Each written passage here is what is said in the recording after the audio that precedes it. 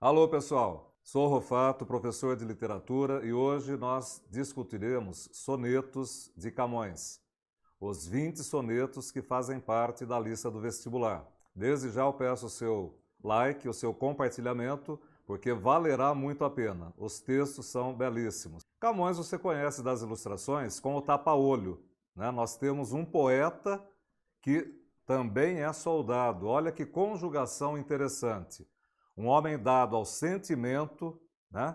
E mais um homem também dado ao exercício bélico, à destreza, a habilidades da guerra. Aí nós temos o Camões, então, agitado, envolvido em brigas, perdendo um olho e sendo representado para sempre com esse tapa-olho. Pois bem, Camões é de uma origem nobre, mas uma família de nobreza já decadente à época. Estudou em Coimbra. Nós temos as datas muito incertas de quando ele nasceu. Por quê? Porque os registros todos se perderam, né?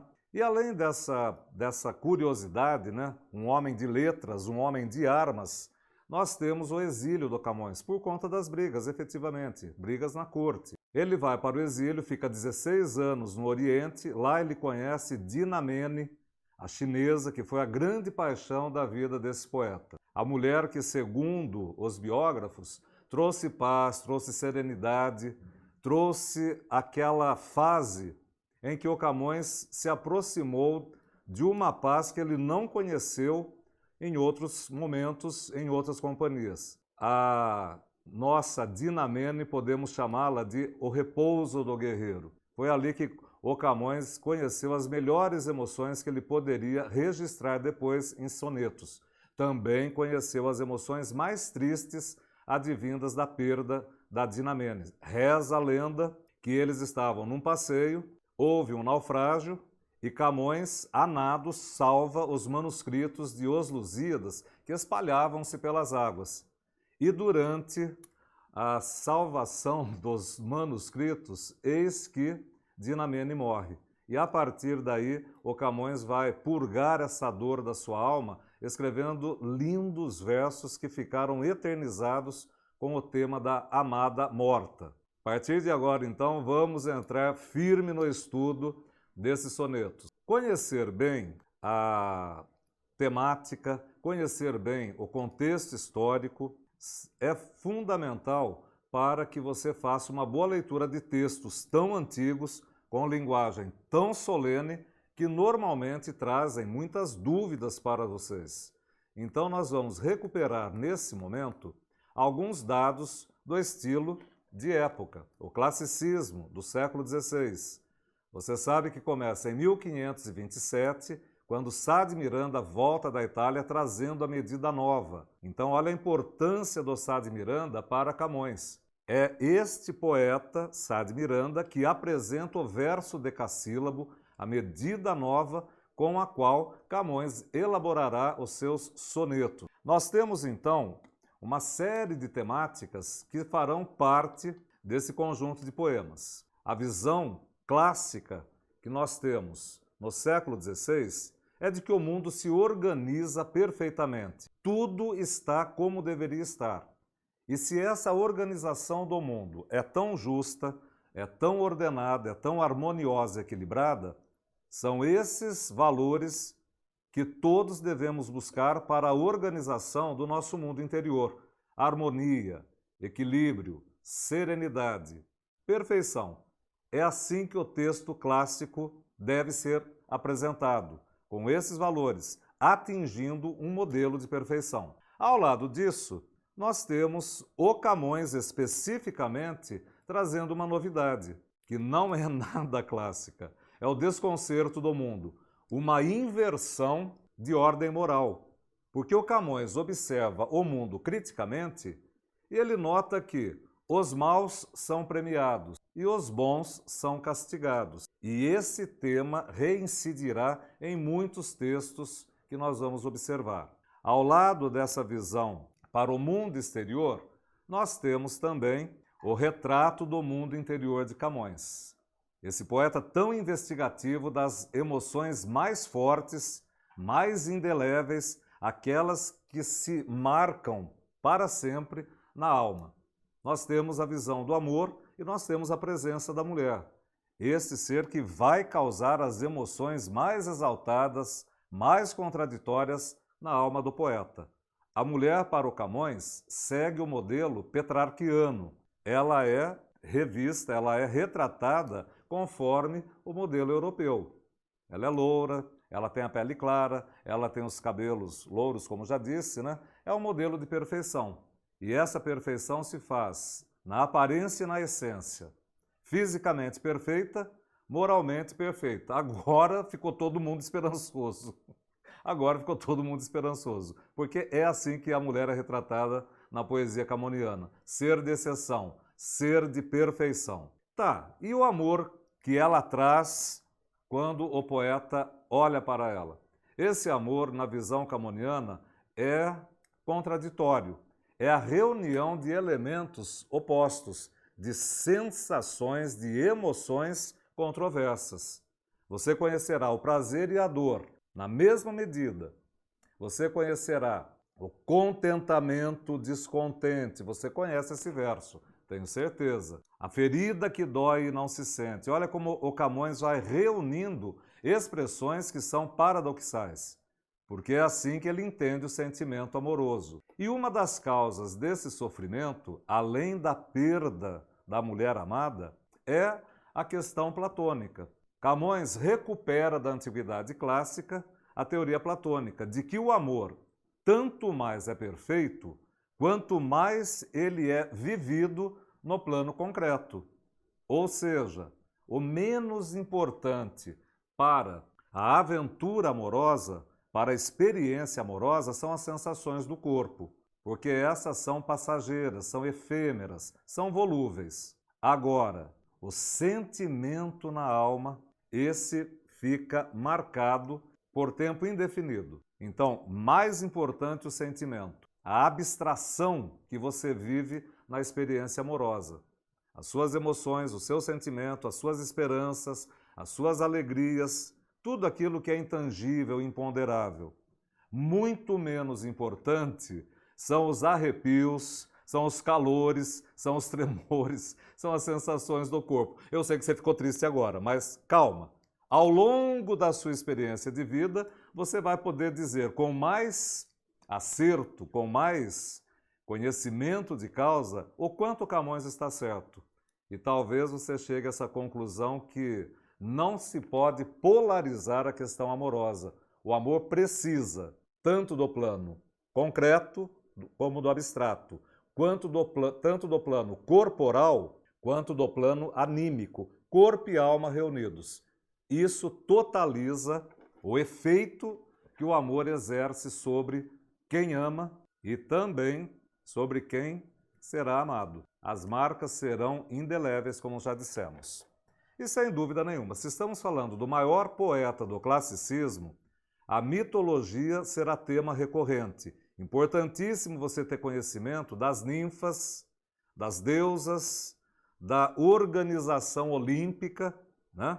Eros, Zeus, Apolo, as ninfas. Quem são as ninfas? As ninfas são entidades mitológicas surgidas, possivelmente no mar, segundo alguns mitos, quando o deus daquela época, antes dos deuses olímpicos, quando Urano teve os seus testículos cortados por Cronos. E do sangue que caiu no mar, nasceram as ninfas, mulheres belíssimas, havidas depois daquele acidente familiar. E do esperma que caiu no mar, nasce Vênus. Então veja que Vênus e as ninfas têm essa origem tão curiosa e serão presenças marcantes na poesia camoniana. Pois bem, vejamos então a produção do Camões. Quando nós falamos em soneto, nós estamos chamando a atenção para a parte lírica. Você conhece os Lusíadas, né?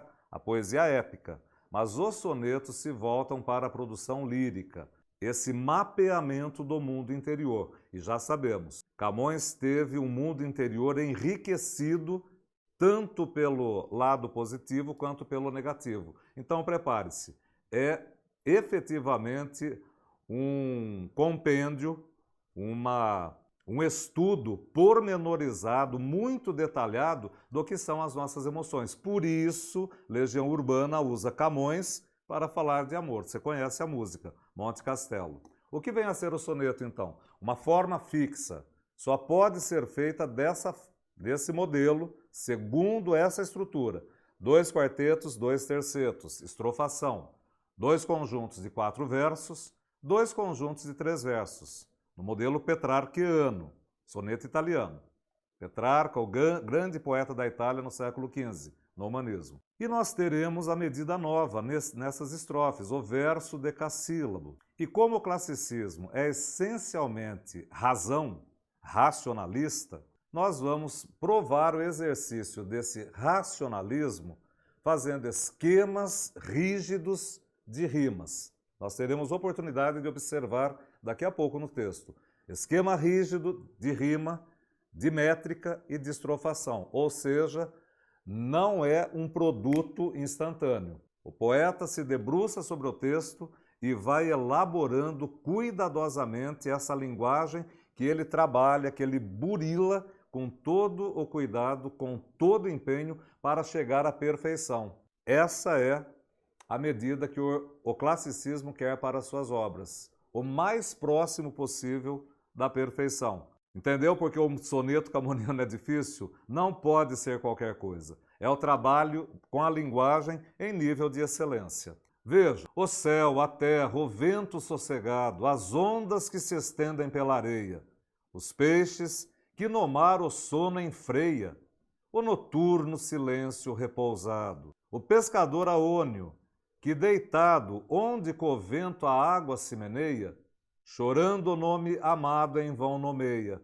que não pode ser mais que nomeado. Ondas, dizia, antes que amor me mate, tornai-me a minha ninfa, que tão cedo me fizestes à morte estar sujeita. Ninguém lhe fala, o mar de longe bate, move-se brandamente o arvoredo, leva-lhe o vento a voz que ao vento deita.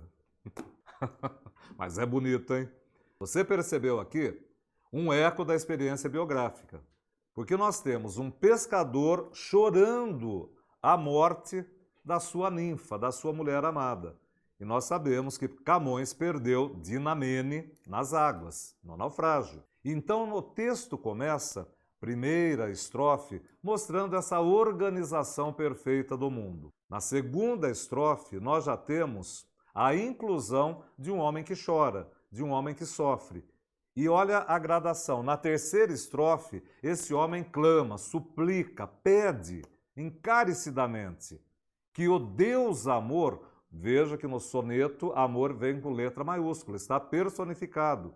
É o Deus amor, o Eros da mitologia. Ele pede ao amor que devolva a mulher amada, que a recupere do reino das sombras, do Hades mitológico, o reino dos mortos. Mas ele faz o pedido e só tem de retorno um silêncio. A tristeza, o sofrimento será contínuo para esse eu lírico. Já dá uma boa amostra de um tema que será muito forte na poesia camoniana, o tema da amada morta, que nós falaremos logo mais. Outro poema mostrando como o mundo é perfeito. E se o mundo é perfeito, que seja perfeito o seu mundo interior, que seja perfeita a organização das suas emoções para que a vida transcorra em equilíbrio, harmonia, serenidade e perfeição. Veja esse soneto. A fermosura desta fresca serra e a sombra dos verdes castanheiros, o manso caminhar destes ribeiros, donde toda a tristeza se desterra. O ronco som do mar, a estranha terra, o esconder do sol pelos outeiros, o recolher dos gados derradeiros, das nuvens pelo ar, a branda guerra. Enfim, tudo que a rara natureza, com tanta variedade nos oferece, me está, se não te vejo, magoando, machucando, ferindo. Sem ti tudo me enoja e me aborrece. Sem ti perpetuamente estou passando. Nas mores alegrias, mor tristeza. Confessa que isso já aconteceu com você. Confessa que isso também é a sua experiência. É de todos nós. Camões é universalista na abordagem do sentimento amoroso. Ele fala aquilo que todos nós sentimos. Por isso que, ainda que você seja um tanto resistente à poesia, em especial à poesia de feição clássica, entendendo esse poema, você vai dizer, ele está explicando tudo que eu estou sentindo. Por quê? Primeira, segunda e terceira estrofes, até o verso de número 10. Nós temos aí esse desenho, essa apresentação de um mundo maravilhoso. Cuidado com o vocabulário. Ribeiros, os rios, os riachos, o correr das águas. Fermosura é forma arcaica de formosura, beleza, beleza das formas, a formosura. Outeiros, colina, as colinas que em Portugal são chamadas de outeiros. Vamos entender gados derradeiros, recolher dos gados derradeiros, os últimos gados, as últimas reses, as cabeças de gado, né? Esse rebanho voltando para o seu lugar de descanso, voltando para o curral depois das passagens ao longo do dia. Nós temos um ambiente noturno. Das nuvens, a branda guerra pelo ar. Inverta a posição que facilita. Por que branda guerra? Porque é o movimento das nuvens sopradas pelo vento, metaforizada numa branda guerra, numa agitação, num confronto, num choque de nuvens. Pois é esse mundo maravilhoso, é esse paraíso com castanheiros, com ribeiros, com o rouco som do mar. Olha aí, você está ouvindo o mar, você está vendo essa praia linda. Tá, cara, mas você está sozinho na praia, e daí? Você está sozinho diante do rio, você está sozinho diante do bosque. Para que serve tudo isso? Percebeu? Tudo me machuca, porque tudo me lembra, tudo me denota, tudo me destaca a ausência dela. Tudo me destaca a ausência dela. O paraíso não tem graça. Para o Adão, se Eva não estiver lá. Vocês conhecem a história. Camões trará muitos temas bíblicos nos seus sonetos. Vamos combinar que não está difícil, né, pessoal? Por aqui você está levando com tranquilidade. Veja esse daqui. Vencido está de amor meu pensamento, o mais que pode ser, vencida a vida. Sujeita a vos servir instituída, oferecendo tudo a vosso intento. Contente deste bem, louva ao momento, outra vez renovar tão bem perdida, a causa que me guia a tal ferida, ou hora em que se viu seu perdimento, perdição. 1000 vezes desejando está segura, com essa pretensão nessa empresa, tão estranha, tão doce, honrosa e alta, voltando só, por vós, outra aventura, jurando não seguir rara firmeza, sem ser no vosso amor achado em falta. Complicadinho. Por quê? Porque nós estamos estudando um poeta que pertence ao classicismo. Tudo é equilíbrio, tudo é harmonia. Mas Camões vai morrer em 1580, quando já temos o início do Barroco. E o Barroco é a antítese do classicismo. Desarmonia, desequilíbrio, destemperança. Ou seja, nós vamos ter uma fase de transição do classicismo para o barroco. É essa fase transitória que recebeu o nome de maneirismo. Então Camões tem uma forma clássica que já traz elementos da escola seguinte, a escola barroca. Muita antítese, muito paradoxo, muito hipérbato, as inversões sintáticas, hipérbole, que são exageros, para caracterizar o quanto a vida é difícil, o quanto a vida é complexa, o quanto o amor é paradoxal. Ele vai precisar desse maneirismo para expressar a sua ideia particular de amor. Então veja só. Primeiro, você tem o texto dividido em 2 colunas, coisa que não é muito comum, nada comum. Por que o Camões fez isso? Porque você sabe que no Barroco nós teremos o estilo cultista, aquele jogo de palavras, aquela brincadeira lúdica, né? Aquele ludismo com a forma. Camões está brincando com a forma. Tanto ele está brincando com a forma que se você pegar a primeira letra da segunda coluna, você tem uma expressão, muito alta senhora. Olha o elogio que ele está fazendo para a mulher amada. Muito alta, senhora. Tá, mas está com V ali. Isso é arcaísmo. Em textos arcaicos, o J equivale a I, né? O V está no lugar do U. Muito alta, senhora. Uma mulher sublime, uma mulher posta num pedestal. Uma mulher diferente de todas. Então, lendo esse texto, vencido está de amor meu pensamento. Ou seja, a razão foi embora. Por quê?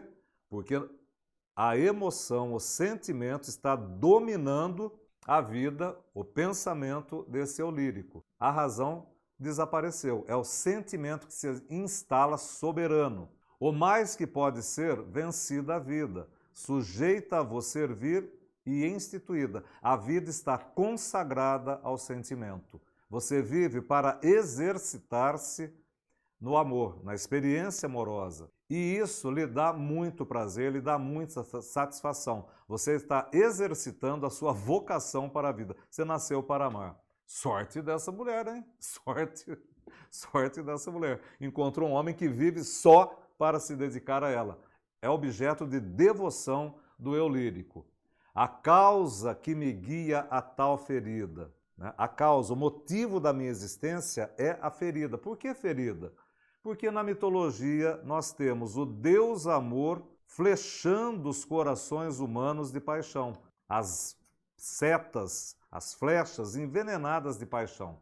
Você conhece a representação do Deus, falaremos dele. Você já sabe, né? Olhos vendados, flechas envenenadas, o amor é muito jovenzinho, o amor é irresponsável, ele provoca paixão e não quer saber das consequências. 1000 vezes desejando, está segura com essa pretensão nesta empresa, nessa tarefa, nesse empenho, tão estranha, tão doce, tão honrosa e alta, voltando só por vós outra aventura, jurando não seguir rara firmeza, sem ser no vosso amor. O que ele está dizendo? Essa experiência amorosa é tão especial, é tão totalizadora, que não sobrará espaço no meu coração para outra mulher. Eis minha senhora, eis minha rainha, a dona do meu coração, a dona da minha vida. É isso que ele está dizendo nesse soneto. A experiência que ele vive com essa senhora é tão completa, totalizadora, não sobrará. E se sobrar, ele não quererá sentir. Por quê? Porque seria um desrespeito para com essa experiência maravilhosa que ele viveu com essa mulher. Cara, isso aí é maravilhoso, né? Não sei se é possível, não faça pergunta difícil. Mas que esse amor vivido nessa medida nos faz pensar que o Camões falou de amor de um jeito que até hoje inspira os nossos poetas, os nossos compositores, os nossos músicos, não tem dúvida nenhuma. Por quê? Porque ele chegou ao ponto culminante. Ninguém falará de amor com tanta grandeza quanto o Camões. Olha aí a pestinha do inferno. O nosso Deus Cupido, na linguagem romana. O nosso Deus Eros, na linguagem grega. É o mesmo Deus, né? Um menino muito jovenzinho, filho da deusa Vênus, alado, armado, com a sua aljava, com o seu saquinho de flechas, que ele envenena de paixão. E quando ele se põe a voar, procurando as suas vítimas, ele venda os olhos.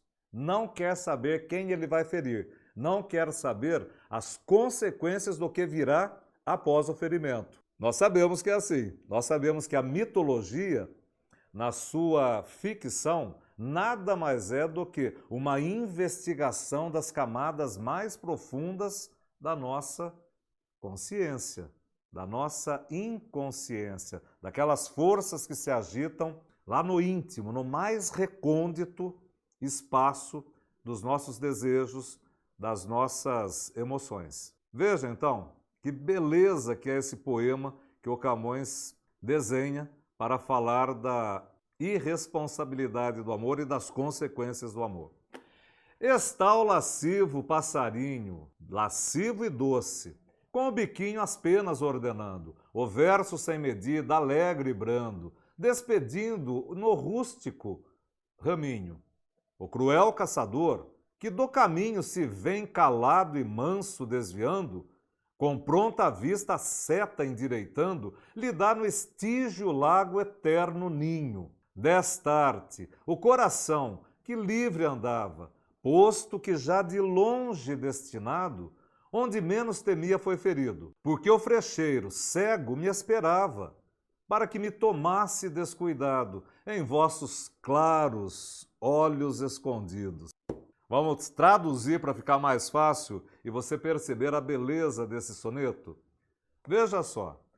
Primeira estrofe, nós temos a descrição de uma paisagem bucólica, um passarinho assentado num ramo, num galho de árvore, se bicando, se coçando, catando os seus piolhos na maior tranquilidade.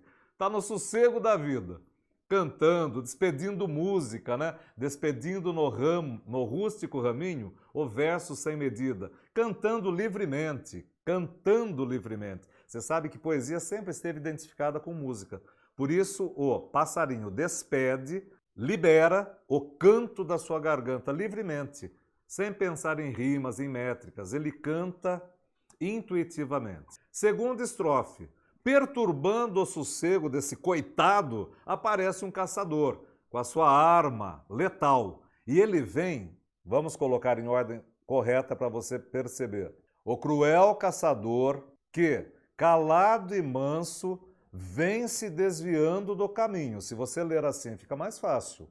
Se você desfizer o hipérbato, colocar o sujeito, verbo, complemento e adjunto, você entende com mais facilidade. O que eu estou dizendo não é uma leitura que fará você um especialista em Camões. Você leu o texto a primeira vez para saber do que se trata, para ter uma ideia. Depois você vai trabalhar a linguagem ao contrário. Você vai desfazer as figuras, você vai entender metáforas, você vai desfazer hipérbatos, colocar na ordem direta, você vai perceber as hipérboles, as gradações, as antíteses, para aí só então você começar a ter a ideia que está apresentada nos versos. Na segunda estrofe você tem um caçador que sorrateiramente vem buscando o melhor caminho para ferir o passarinho. Então ele está mirando com o máximo cuidado o bicho. Pá! Acabou, cara! Voou pena para todo lado. Ele disparou a flecha. Ele atingiu o coração do bicho. E agora o bicho foi para onde? Lá no lago Estige ele tem o ninho. Isso aqui é licença poética. Na mitologia grega, Estige é o rio que chega até o Hades. Então a alma dos mortos são embarcadas pelo Caronte, o barqueiro sombrio, que leva as almas até o mundo subterrâneo, o mundo do Hades, o mundo dos mortos. É lá agora que esse bichinho, de coração espatifado, tem o seu ninho. Nós temos nessas duas estrofes o pretexto metafórico para Camões explicar o amor. O que teremos? Desta mesma maneira, desta arte, o meu coração foi ferido por um frecheiro. Frecha também é uma palavra possível, não é erro de digitação. Flecha com L ou com R, frecha tanto faz. Então, nós temos esse caçador armado das suas flechas me espatifando o coração. Você sabe quem é o caçador? Tem nome. Você sabe qual veneno ele colocou na ponta da flecha. E você sabe que agora você não tem mais cura. Você está ferido para sempre. Você se apaixonou. E detalhe, só revelado na última estrofe do poema. Esse caçador, esse frecheiro, o cupido está escondido. Você não se dá pela existência dele, você não percebe a presença dele, porque ele se escondeu atrás dos olhos da mulher amada. Ou seja, você tem um belíssimo soneto destacando o amor à primeira vista. Você olha e na hora você sabe, tô ferrado ou estou feliz da vida. O amor apareceu. O ferro vem depois. Mas isso é uma outra história para o Camões, certo? Amor à primeira vista. Você foi ferido e essa ferida provoca dor, mas provoca prazer. Dor e prazer, sempre as contradições na visão camoniana do sentimento amoroso. Esse soneto é o mais famoso, eu acho que de toda a língua portuguesa, falado em todos os lugares do mundo, em qualquer continente. Asiático, americano, africano, europeu, americano. Cara, onde fala a língua portuguesa, esse soneto é conhecido. Com certeza. Você também conhece. Vale a pena nós nos determos nele para perceber como o Camões foi feliz na tentativa de definir o indefinível. Paradoxo, né? Definir o indefinível. É assim que ele explicou tudo do amor para você, melhor que qualquer outro poeta. Amor é fogo que arde sem se ver, ferida que dói e não se sente, é um contentamento descontente, é a dor que desatina, desajuiza, tira do sério, sem doer. É o não querer mais que bem querer, é um andar solitário entre a gente, é nunca contentar-se de contente, é cuidar que se ganha em se perder. É querer estar preso por vontade, é servir a quem vence. O vencedor é ter com quem nos mata lealdade. Mas como? Causar pode a seu favor. Nos corações humanos, a amizade, se tão contrário a si, é o mesmo amor. Com certeza você já sabe do que o Camões está falando, né? É dessa bagunça que o amor faz na sua cabeça e no seu coração. Vamos entender isso verso a verso? Fogo que arde, sem se ver. É a paixão queimando, mas queimando lá dentro, sorrateiramente. Lembra do Cupido? Sorrateiramente, queimando lá dentro. Só você sabe o que você está sentindo. É incomunicável, é intransferível a experiência amorosa. Ele está dizendo alguma coisa que, se você não sentiu, você não tem a medida do que ele está dizendo. É ferida que dói, porque você foi flechado pelo Deus, pelo Cupido. E não se sente, porque você está satisfeito da ferida. Prazer e dor. Você está satisfeito dessa ferida. Contentamento, descontente. Porque se você passar a vida toda ao lado dela, será pouco. Você precisará da eternidade, que ao lado dela parecerá um instante. Ô, meu, exagerou, não? Olha, é Camões que está dizendo, eu estou só repetindo. Se eu acredito ou não, se você vai acreditar ou não, vamos deixar que o tempo responda. É um contentamento descontente. Tem muitas explicações, né, pessoal? Para você eleger a mulher amada, o ser amado, se você for uma menina, para você eleger o homem amado, você tem que abrir mão de todos os outros crushes da balada. E tem muito, você sabe disso que tem muito. Mas agora apareceu aquele para o qual você olhou e de repente você percebeu que o coração ali, ó, assumiu um compromisso, é esse. É o não querer mais que bem querer. Não querer, por quê? Porque é perder a liberdade. Você vai ficar com uma pessoa e todas as outras que estão por ali, esqueça. Esqueça. Se tornaram invisíveis e inatingíveis. Só essa pessoa é interessante para você agora. É andar solitário entre a gente. Se naquela festa, se naquela balada, aquela pessoa não está, cara, você fica o tempo todo amuado no canto. Se já estiver apaixonado. Se não, acho que você vai ficar procurando até as flechas serem disparadas. É nunca contentar-se de contente. Você nunca se cansa de ser feliz. Não se contenta de ser contente. É pensar, a acepção mais antiga, mais literária do verbo cuidar. Pensar. É pensar que se ganha em se perder. Você pensa que está levando vantagem e você não sabe da grande desvantagem. Uma vez amando, você perde o sossego. Por quê? Porque você vai morrer de medo de perder a pessoa amada. Cara, mas é assim, o Camões está dizendo que é. Prazer e dor. Sossego e desespero. Alegria e tristeza. E ele vai repetir isso na terceira estrofe. São 11 versos com a mesma estrutura sintática. O sujeito, amor, o verbo de ligação e o predicativo do sujeito, a caracterização do sujeito. Amor é assim. 11 versos ele define o amor. Estar preso por vontade, você elegeu o ser amado, ou você foi eleito. O importante é que o coração, o trono do coração está ocupado. Servir a quem vence, o vencedor. Troca, como nós já dissemos, é o vencedor servir. É o vencedor servir.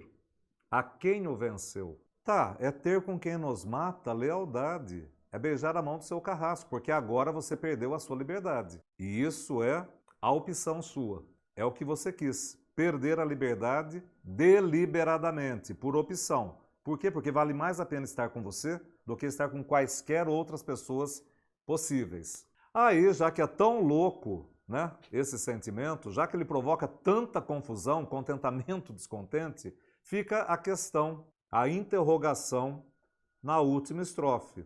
Responda quem quiser. Por que você quer viver a experiência amorosa quando ela é tão contraditória? Quando ela é tão bagunceira na sua vida, na sua cabeça, no seu pensamento? Por que você quer experimentar um sentimento que traz oposições inconciliáveis? É a pergunta que o Camões faz. Talvez nós possamos tentar uma resposta, porque o amor fará você viver a vida em plenitude, conhecendo toda a beleza do amor e todo o lado terrível do amor. É o bem e o mal na mesma medida. Toda a felicidade você viverá na experiência amorosa. Toda a tristeza você viverá na experiência amorosa.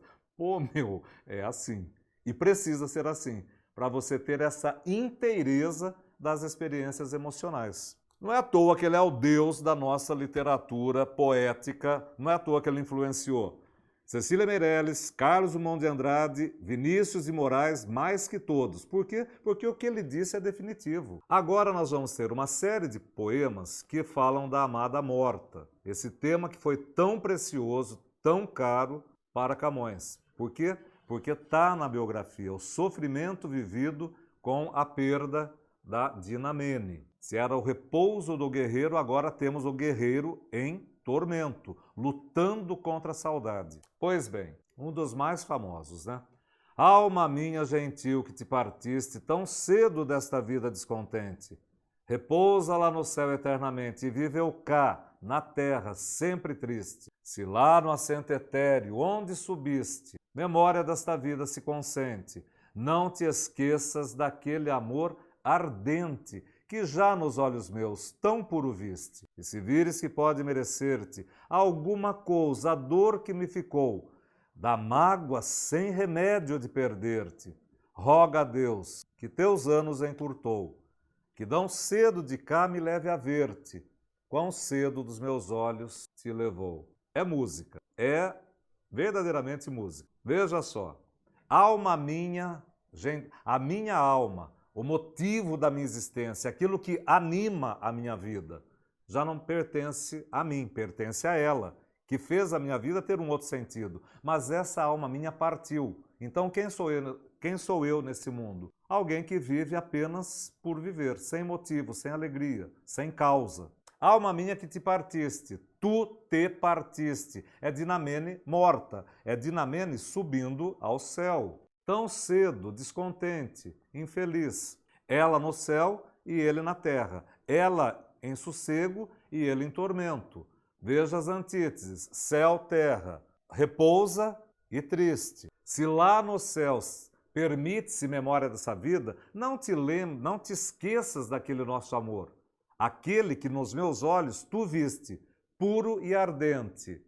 Antítese, o amor físico e o amor espiritualizado, platônico. É assim que você percebe a totalidade do sentimento, a plenitude do sentimento representado por Camões. Sempre uma conjugação de corpo e alma. E lá Dinamene no céu, se ela perceber que o sofrimento dele merece um prêmio, qual é esse prêmio? Que Deus me leve até ela, que Deus me leve até o céu, que Deus me mate como matou Dinamene. Você percebeu o eufemismo desde o primeiro verso, né? Em vez de ele falar de Dinamene morta, ele fala de Dinamene que partiu. Em vez de falar que ela morreu porque ele ficou salvando os poemas, foi Deus que quis que Dinamene, que encurtou os anos, eufemismo. Foi Deus que provocou a morte de Dinamene. Poema belíssimo, né? Falando aí da viuvez, abre aspas, do Camões. O mesmo tema, pessoal, a amada morta, que será retomada por outros poetas após Camões. Em especial, Alfonso de Guimarães, no nosso simbolismo. Ah, minha Dinamene, assim deixaste quem nunca deixara nunca de querer-te. Ah, ninfa minha, já não posso ver-te, tão depressa esta vida desprezaste. Como já para sempre te apartaste de quem tão longe estava de perder-te. Puderam estas ondas defender-te, esconder-te, que não visses quem tanto magoaste, nem falar-te somente a dura morte me deixou. que tão cedo o negro manto em teus olhos deitado consentiste. Ó mar, ó céu, ó minha escura sorte, que pena sofrerei, sentirei, que valha tanto, que ainda tenha por pouco viver triste. Está inconsolável. Ô dó! Está inconsolável. Claro, né? Foi a grande paixão, o grande amor, foi a grande paz que esse poeta tão agitado, tão belicoso, tão briguento, né, conheceu nos braços de Dinamene. Agora, perdida para sempre a paz, por conta do sofrimento que ele experimenta. Então veja só, como ele chama atenção para essa breve felicidade que ele viveu ao lado dela. Tão depressa esta vida desprezaste. Na segunda estrofe, ele chama atenção então para o fato de as ondas terem defendido, terem escondido a Dinamene. Ele nem poderia, mesmo se quisesse, ter feito alguma coisa. Como você parte e me deixa aqui, Dinamene? Nem a morte permitiu que eu te falasse, que eu me despedisse de ti. Olha a morte descendo o negro manto sobre os teus olhos. E aí vem a súplica, o clamor, né? Veja esse poeta aí bradando: ó céus, ó mar, ó minha escura sorte, vale a pena viver tanto, se é para viver tanto sofrimento, ainda que eu viva pouco, será uma tristeza imensa. A vida sem amor é puro sofrimento. Não é difícil, né, pessoal? Agora, um dado que nós deixamos aqui. Você precisa conhecer a biografia para fazer a relação do que você lê com a experiência que o poeta viveu, uma vez que o texto retoma episódios poetizados da vida do Camões. Eu acho que você deve prestar atenção nesse soneto, hein?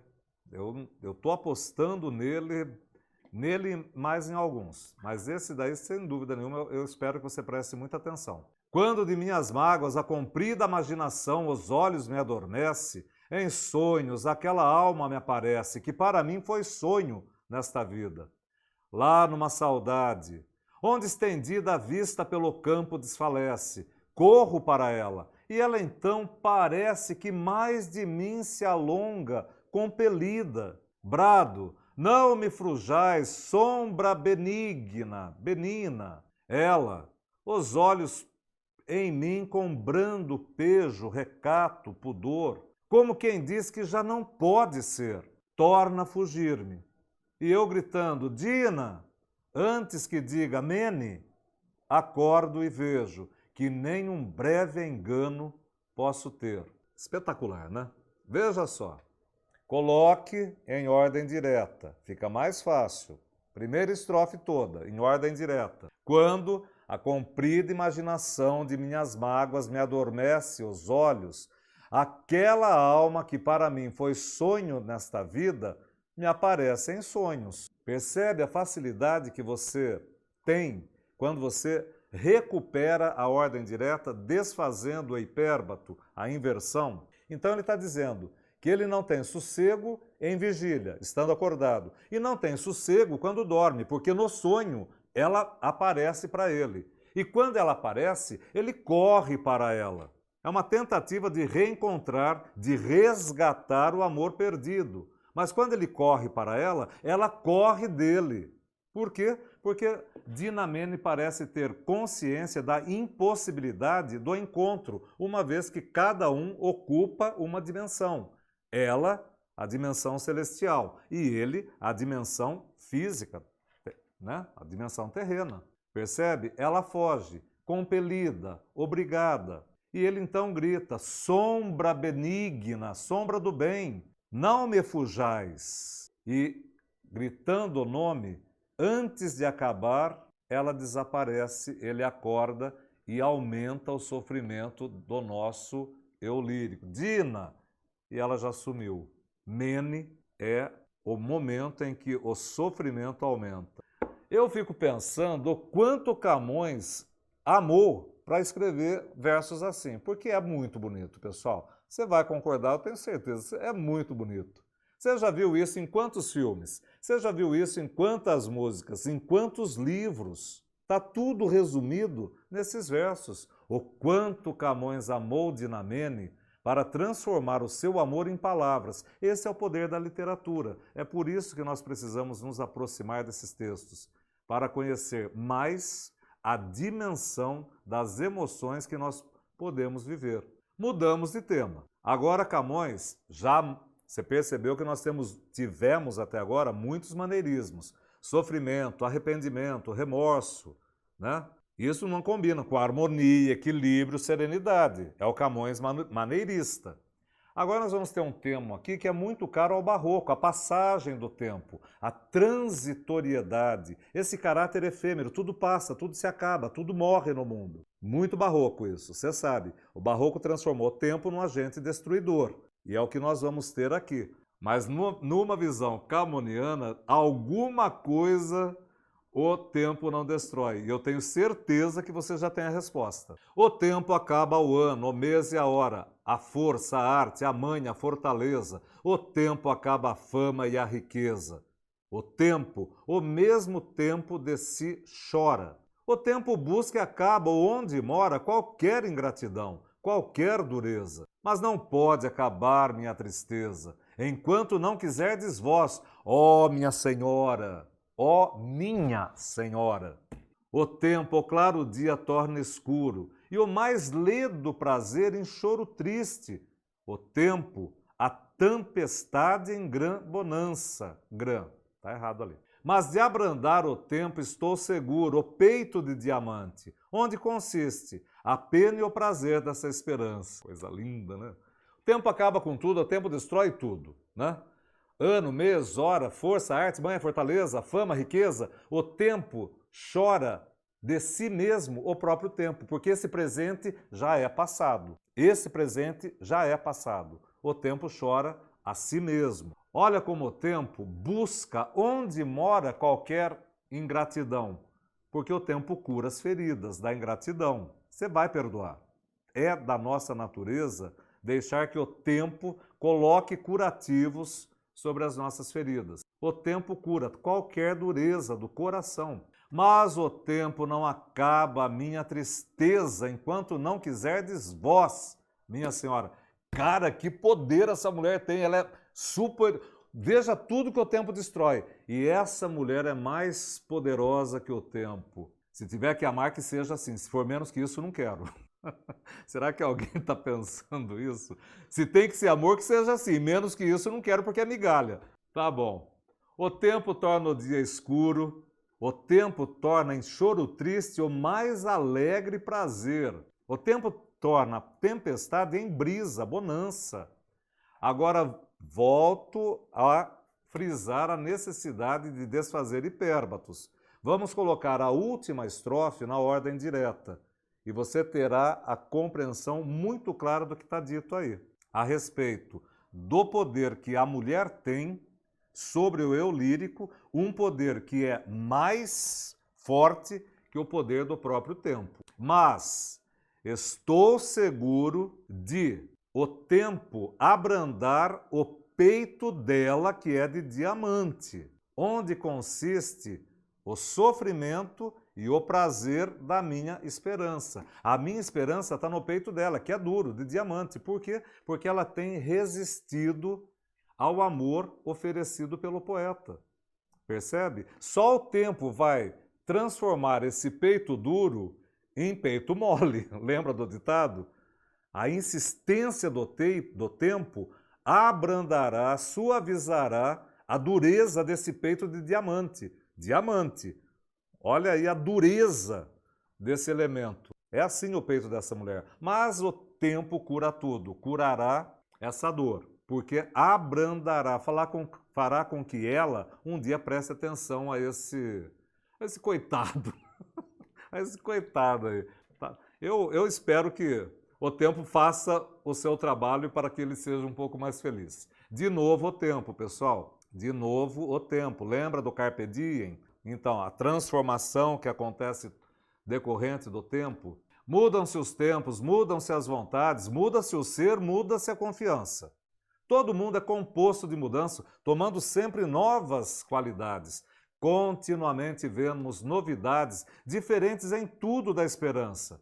Do mal ficam as mágoas na lembrança, e do bem, se algum houve, as saudades. O tempo cobre o chão de verde manto que já foi coberto de neve fria, e em mim converte em choro o doce canto. E afora, esse mudar-se a cada dia, outra mudança faz de maior espanto, que já não se muda, como soía. Verbo soer, acostumar. Costumar, aliás, né? Costumar. Verbo soer, não soía, costumava. Como costumava. Deu uma engasgada aqui, vamos refazer? Tá? Que já não se muda, como soía. A forma verbal soía equivale a costumava. Ninguém usa a forma verbal arcaica hoje, né? Que já não se muda como costumava. Então você entendeu aí que, de novo, ele chama atenção para o poder transformador de tudo exercido pelo tempo. A ação do tempo transforma todas as coisas. Transforma as estações do ano. Olha aí o verde chão coberto de neve fria. Veja como das mágoas do mal ficam as mágoas na lembrança.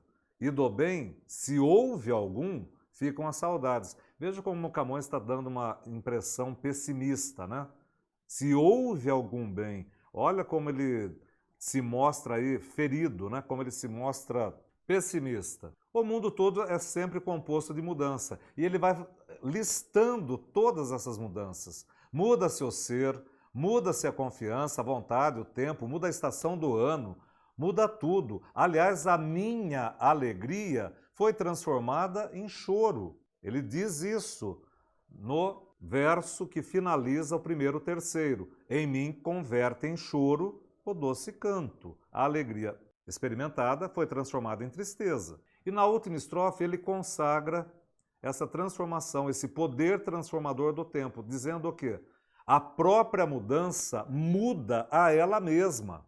Por quê? Porque agora ela já não muda como costumava. Ela tem outras maneiras para provocar mudanças. A própria mudança causa nela mesma mudanças que são imponderáveis, que são inquestionáveis, que são imprevisíveis. Não podemos nos esquecer, pessoal, que nós estamos no século XVI, o século das grandes transformações, o século em que a ciência, a arte, a filosofia teve um grande avanço.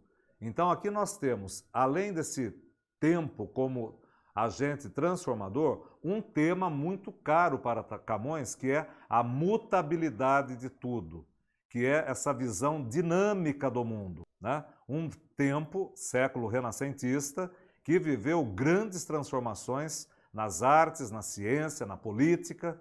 Camões absorveu esse efeito da cultura que ele presenciou. Aqui começa um poema interessante que faz uma analogia bíblica, né? Nós vamos ter aí a incidência de elementos bíblicos na poesia camoniana. Então veja só. Na ribeira do Eufrates, assentado, discorrendo, me achei pela memória aquele breve bem, aquela glória, que em ti, doce Sião, tinha passado. Da causa de meus males perguntado, me foi.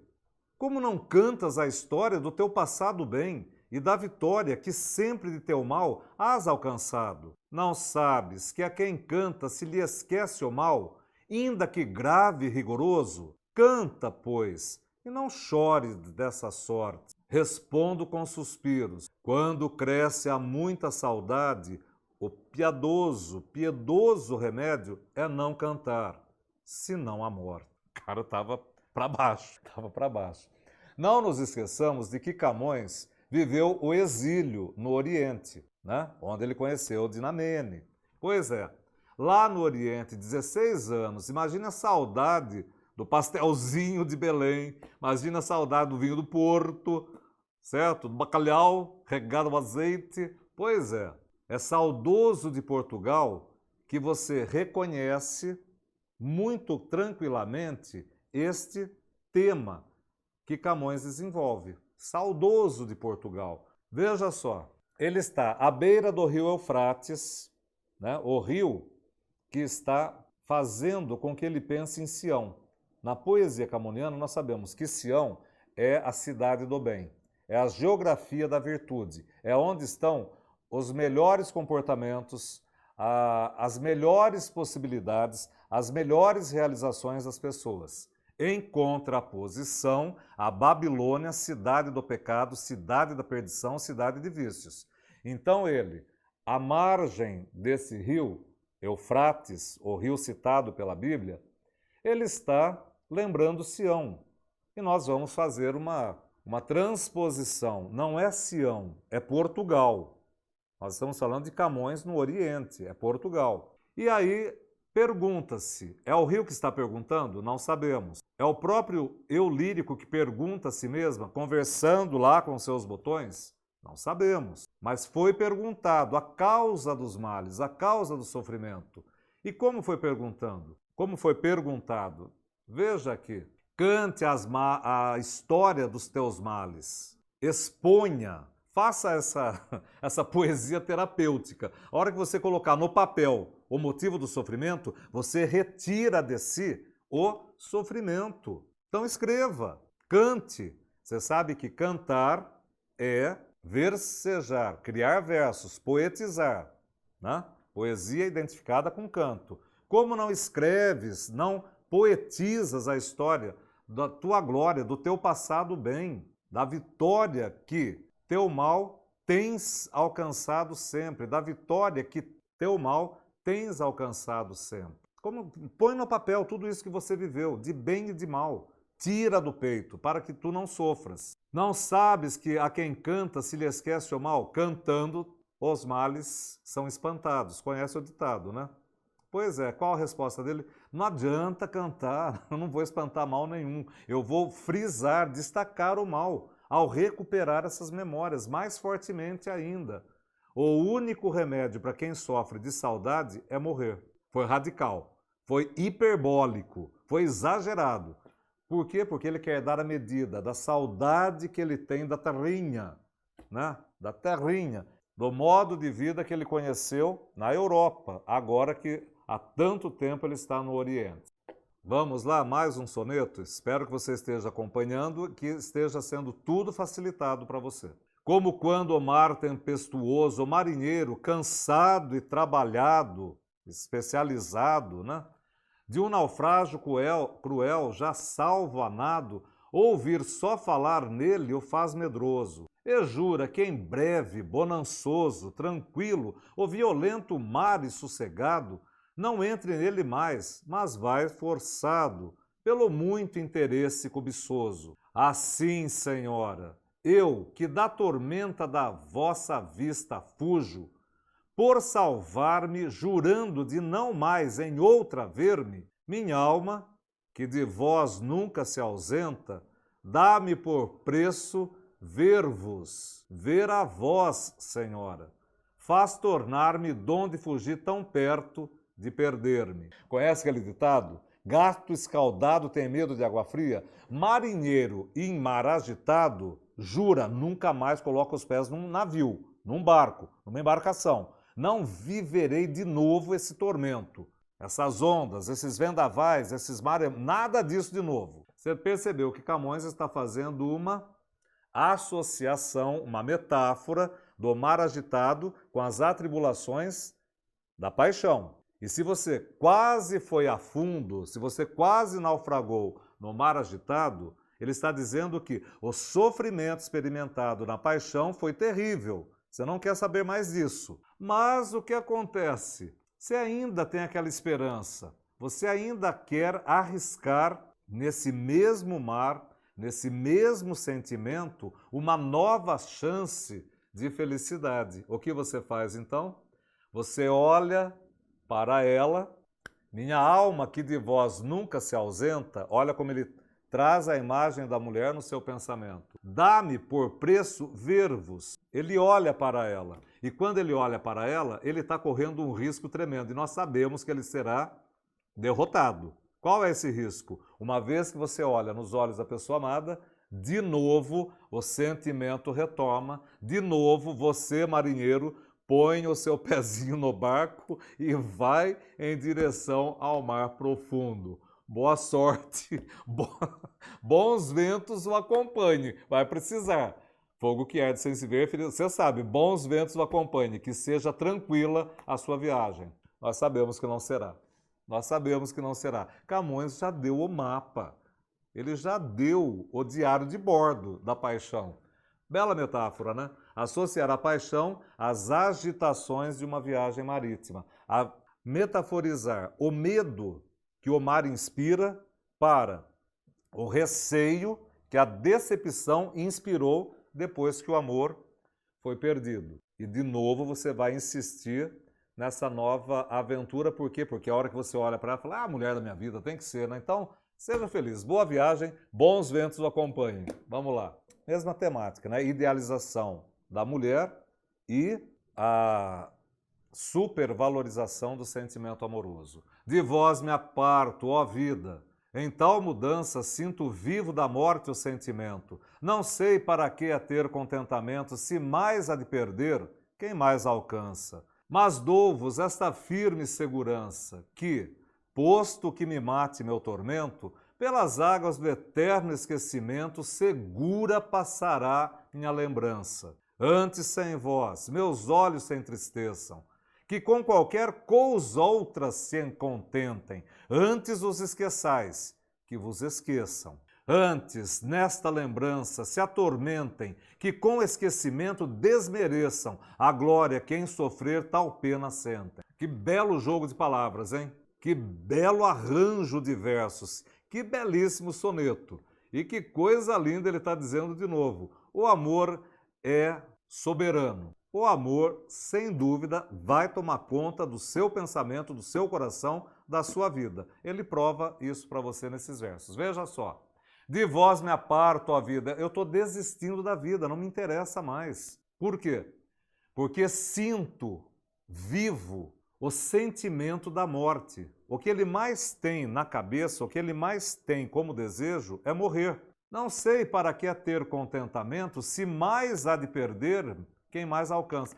Cara, por que você vai querer viver mais tempo se tudo aquilo que você vive, você perde, o tempo rouba de você. Se o amor que você conquista, o tempo faz você perder. Então você sabe que nesse jogo você será sempre perdedor. Tudo que você conquistar lhe será tirado.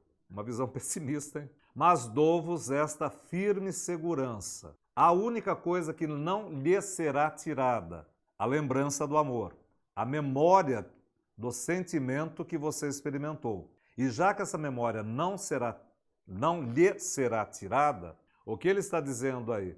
Se tudo ficar perdido, isso eu terei para mim, que é o que ele diz ali. Antes, sem vós, meus olhos se entristeçam, que com qualquer outra coisa se contente. Sem essa memória do amor, sem a presença do amor, eu estarei triste. E se outro amor aparecer na minha vida, eu desprezarei, eu não quererei. Por quê? Porque seria profanar, desrespeitar, humilhar esse amor tão absoluto que eu vivi e que já está perdido. Antes, nessa lembrança, se atormente. Eu prefiro continuar sofrendo do que viver uma possível felicidade numa nova aventura amorosa. Cara, esse rapaz é herói. Você não teria essa decisão. Não, fala assim, combina, você não teria essa decisão. Você perdeu a mulher da sua vida, mas está chegando a segunda, depois chegará a terceira, tenha paciência, a quarta também.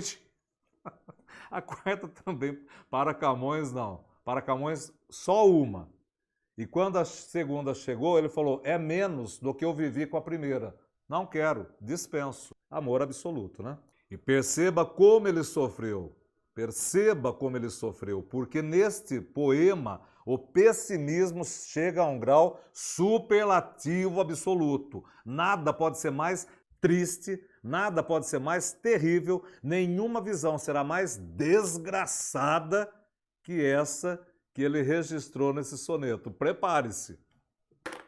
O dia em que eu nasci, morra e se acabe. Não o queira jamais o tempo dar, não o torne mais ao mundo, e se tornar eclipse nesse passo, o sol padeça. A luz lhe falte, o sol se lhe escureça, mostre ao mundo sinais de se acabar. Nasçam-lhe monstros, sangue show voar, a mãe ao próprio filho não conheça. As pessoas pasmadas, de ignorantes, as lágrimas no rosto, a cor perdida, pensem que o mundo já se destruiu. Apocalipse. Ó gente temerosa, não te espantes, que este dia trouxe ao mundo a vida mais desgraçada que já se viu. Ô Camões, você quer um abraço, meu filho? Você está muito triste. Sinta-se abraçado. Ô Camões, sinta-se abraçado, pelo amor de Deus, né? Como é que você está nesse mundo com esse pensamento? Você percebeu o quanto esse rapaz sofreu? Aqui ele está possivelmente, né, fazendo uma analogia. É possível que nós façamos a mesma analogia. O livro de Jó, né? Testar a paciência, cara. Testar nem a mãe que conhece o filho. Veja aí. Você perde tudo. Esse dia que eu nasci, morra, se acabe. Não se repita esse dia, porque não haverá no mundo homem mais desgraçado que eu. Camões, sinta-se abraçado, meu filho. Tá demais, né? Percebe?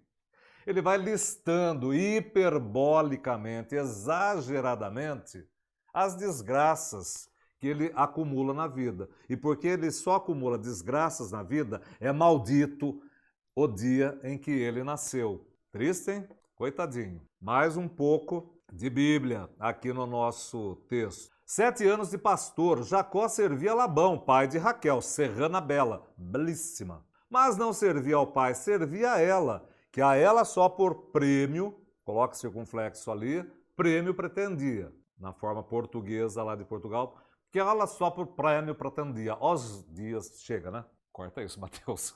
Os dias, na esperança de um só dia, passava, contentando-se com vê-la. Porém, o pai, usando de cautela, em lugar de Raquel, lhe dava Lia. Vendo o triste pastor, que com enganos lhe fora assim negada a sua pastora, como se não a tivera merecida, começa de servir outros 7 anos, dizendo, mais servira, se não fora, para tão longo amor, tão curta a vida. Atenção nesse poema, antológico. Muita gente conhece. Quem faz o ensino médio deve conhecer esse poema. E nós sabemos que a Unicamp não quer castigar o nosso vestibulando. Aulas online, pandemias, dificuldades todas, ela não vai querer castigar. Ela vai escolher um poema que já é muito conhecido, um poema famoso. E esse poema é muito famoso. Camões parte de um episódio bíblico. Jacó é sobrinho de Labão. Ele vai visitar o tio, oferece seus serviços, o tio quer pagar, falou, não precisa pagar. O salário que eu quero, o pagamento que eu quero, o prêmio que eu quero é Raquel, serrana bela, ô prima linda, ô prima maravilhosa. Fica feito o acordo, trabalhe 7 anos para mim, sem dinheiro, no final de 7 anos você terá Raquel. Vamos combinar que Raquel devia ser uma coisa linda, ô mulher do outro mundo, né? 7 anos trabalhando de escravo para ganhar Raquel. Passados 7 anos, faz-se uma festa em que se oficializará o casório do Jacó com a moça. Mas na hora do casório, quem aparece de noiva é a irmã mais velha, Lia. Ah, mas não foi isso que nós combinamos, né? Não foi isso. Então, meu filho, quer dizer, meu sobrinho, então, meu filho, eu prometi Raquel, mas você sabe que tem uma lei aqui na nossa cidade. Sempre casa a mais velha, para depois casar a mais nova. Porque senão a coisa fica encalhada e o pai vai ter que sustentar até, né? Primeiro a mais velha. Então, estou dando Lia para você. Camões não vai falar que Lia e Raquel, Lia e Labão coabitaram. Ele está sendo poético, ele está sendo lírico, ele está usando da licença que ele tem para contar uma história maravilhosa. Ele omite a coabitação de Jacó com Lia. E o que ele diz para nós aqui, na última estrofe?